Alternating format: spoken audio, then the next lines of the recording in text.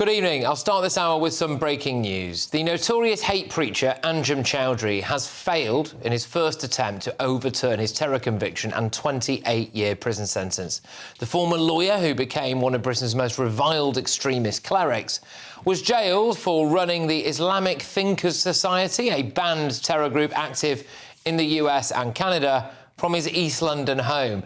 The Criminal Appeal Office told us here exclusively at GB News the single judge refused both applications, but they have since been renewed to go before the full court. So Choudary now faces one final shot at release. A panel of 3 judges will decide whether his appeal holds any merit and if it should be heard in open court.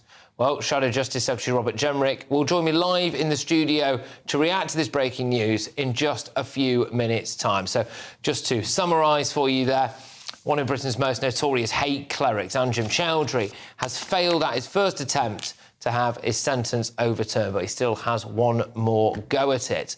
Just moving on from that for now, though, today, the insanity of the British justice system was laid bare because Lucy Connolly, 31 months in prison for a social media post in which she mentioned burning down asylum hotels.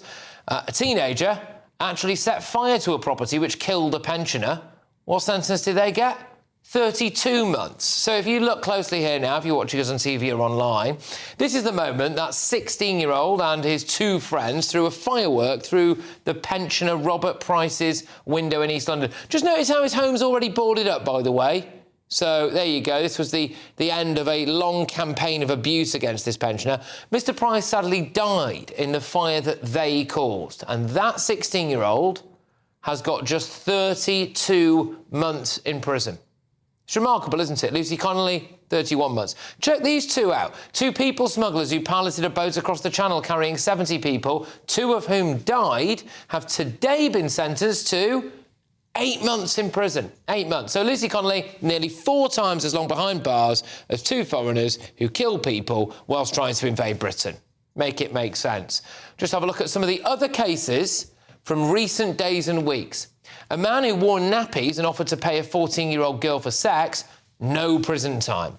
A sex offender who exposed himself at Romford Station avoided jail. He's exposed himself, apparently, on 7 occasions. A man in Swindon avoided jail for strangling his partner and threatening to kill his brother-in-law. A Dunfermline drug dealer who sold ecstasy to school children was not sent to prison. A bloke who offered a 6-year-old £100 to lift her top up to him on Snapchat. Any ideas, anyone, where this is going? You guessed it, he's avoided jail. Yeah. Every single person that I've rattled off there should obviously be in prison, apart from Lucy Connolly. Just hang on, tell us again, Sir Keir Starmer, about free speech in Britain. Let me give you the principles that I would apply. Firstly, I'm strongly in favour of free speech. We've had free speech in this country for a very, very long time, and we protect it fiercely. I'm equally, though, against incitement to violence against other people. That has long been an offence in our country, and rightly so. And so I say, don't know the details of this case, but free speech, yes. Incitement to violence, no. Doesn't know the details. His Attorney General signed off on the prosecution. Whatever. Hey, look. Mum makes a dodgy social media post, apologises, removes it, 31 months banged up. Exposing yourself in public, being a paedophile or throttling your partner, you walk free. Modern Britain. Let's get thoughts of my panel. Columnist and broadcaster Esther Krakow, GB News presenter Alex Armstrong, political commentator and journalist Jonathan Liss. Esther, I've rattled off a catalogue of pretty devastating cases there where people, sick, twisted, evil people, some would say, have just avoided jail for things. And you compare that. That's all, by the way. Every single one of those cases is from, like, the last few weeks or few days, even. You got Lucy Connolly in for 31 months. Make it make sense. Yeah, I mean, obviously the justice system is fundamentally broken, but I don't think these judges sentence people by thinking, oh, actually, you're a paedophile, let me let you off free, but let me sentenced the social media post lady 31 months. So this basically stems from this 2006 act where they were Parliament was trying to basically control riots and the spread of riots. So they came down hard on people that were likely to incite violence in the public. And we saw this after the Birmingham riots and then the 2011 England riots, where people were sentenced to quite harsh prison sentence to try and discourage people from putting stuff on social media. Clearly, this system has gone mad because there's no accountability for the judges sentencing these people to 31 months or harsh sentences, for example, whilst our justice system is letting paedophiles walk free. But also, we don't actually have any data of whether this works. So whether, this harsh sentencing of people that are seen to incite violence on social media or to encourage riots, we don't actually know the efficacy of it, but we've just it's been embedded into our justice system. So now we have this grotesque situation where you have terrorists walking free. Look. But the most direct, I would argue the most direct comparison that we can make with Lucy Connolly was the first case that I rattled off there, which was this collection of young individuals, including a 16-year-old there, who did literally firebomb a pensioner's home. So they literally set fire to something. They didn't just write about it on social media. That man died, and they'd previously launched a campaign of hatred against him. So that was the culmination of a long campaign.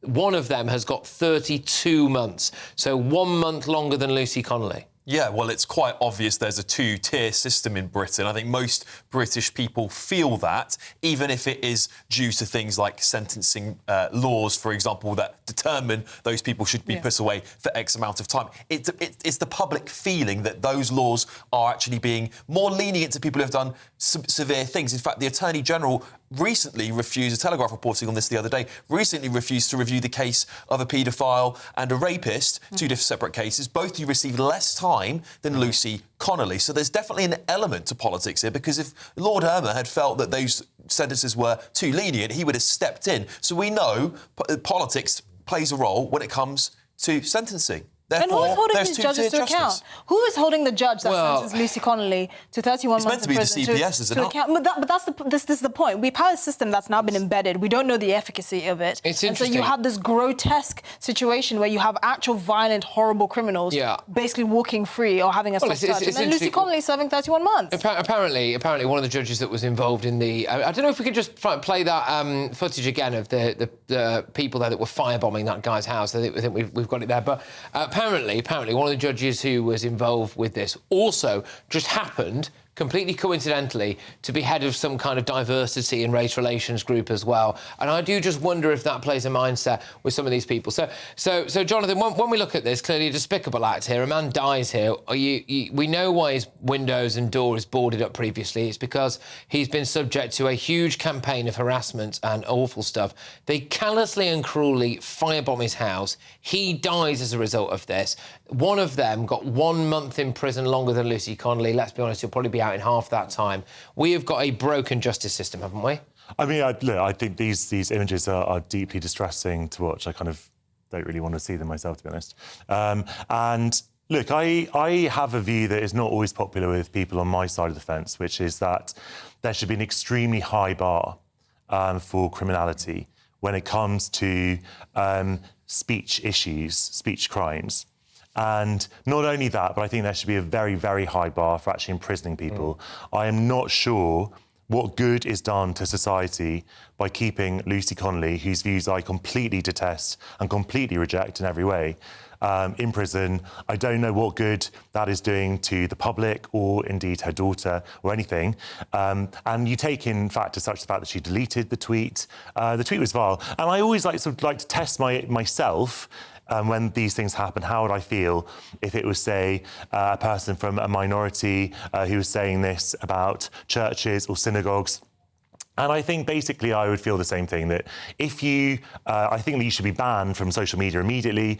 You should certainly get some kind of police caution. But if you delete it, if you apologise for it, I don't think that society is best served by keeping in prison for a long time. And I think that should apply to all kinds of people who are currently facing difficulties and sanctions based on things they've said. There are various things at the moment that I think are just fundamentally eroding at the fabric of British society. And I would suggest that one of those things, Esther, is if you are a man who wears nappies and tries to pay a schoolgirl for sex, that you should go to prison. If you walk free, but people are in prison for social media posts, I think people, just generally in the public, think that's a bit squiffy. That's quite controversial. How dare you?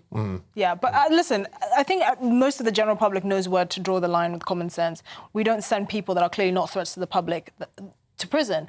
Lucy Connolly is taking up a perfectly good prison space, even though we hear the Justice Secretary tell us all the time there are no prison spaces, which is absolutely baffling. If we can prioritise sexual offenders, paedophiles, terrorists, I think the British public will be happy. Yeah. Two-tier justice is one of the biggest scandals currently in Britain. And it takes quite a lot for a series of governments to completely ignore this issue going back. We were talking about this in the room, all the way back to 2006, some of these laws. The Conservative Party could have done something about these, by the way. They didn't do anything about them. Plenty of free speech Tories in the party didn't touch those laws. They should have been repealing some of them, and if they really did believe in free speech at the time. Obviously, now they found their conscience with it, which I take a little bit of issue with, but I'm glad to see that they're finally falling on the right side. But, yeah, frankly, someone being locked up for tweets, it just shouldn't happen in Okay, but Britain. Alex, look, I think that where I disagree with you is this idea that there's a two-tier justice system, which plays into this idea that there's somehow a conspiracy that is targeting some people and letting other people go. I don't think that's what's happening. I think Esther, had the finger on the button about sort of the riots, and I think that there is obviously in those situations there's a huge fear about spreading hate and all that stuff. What about a huge fear about people dealing drugs to kids or trying to touch them? I mean, I've got a fear. They're not mutually exclusive. The legal architecture has not allowed us to have a common sense approach to it. The justice system is not working, and as the other two panellists are saying, it's not looking as though it's working. That is the problem. But I don't think it's a conspiracy designed to keep some people away and other people out. Right. Let's be clear about something. They are making, and they have made, an example of Lucy Connolly. They have deliberately backfired, and it's backfiring massively because when she's out, she's going to go on the biggest free speech tour in the world. I don't know why the government are not giving her some leniency. She's going to go. It's not the government. I've got a child, it's not the government, but the government can intervene. All right, we saw Keir Starmer intervene to get her locked up and people like that locked up in the first place. He called for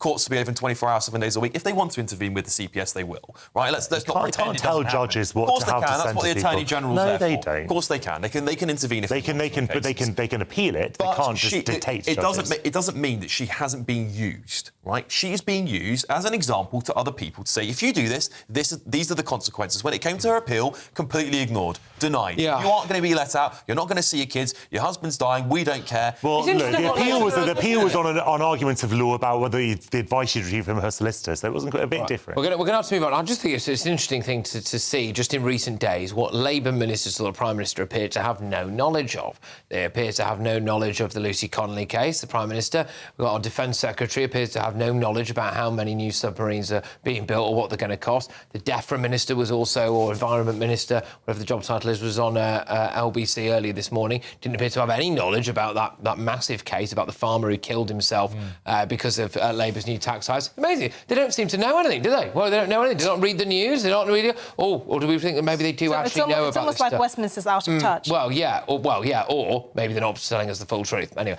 right, some breaking news for you now from the United States. Yes, so the UK appears to have been spared from the immediate hit of Donald Trump's 50% steel and aluminium tariffs. The US president has decided to provide different treatment to the UK after the trade deal that was struck between Washington and London last month. That's according to a social media post from the White House this evening. This is the breaking news that we're just bringing to you now. For now, the levies will remain at 25% for imports from the UK. However, Britain could still be subject to the higher 50% tax rate from July, according to the document. A government spokesman said this. They said, "We are pleased that as a result of our agreement with the US, UK steel will not be subject to those additional tariffs. We will continue to work with the US to implement our agreement, which will see which will see the 25% US tariffs on steel removed." That's the breaking news out of the US this evening. A bit more on that later, possibly on the front page.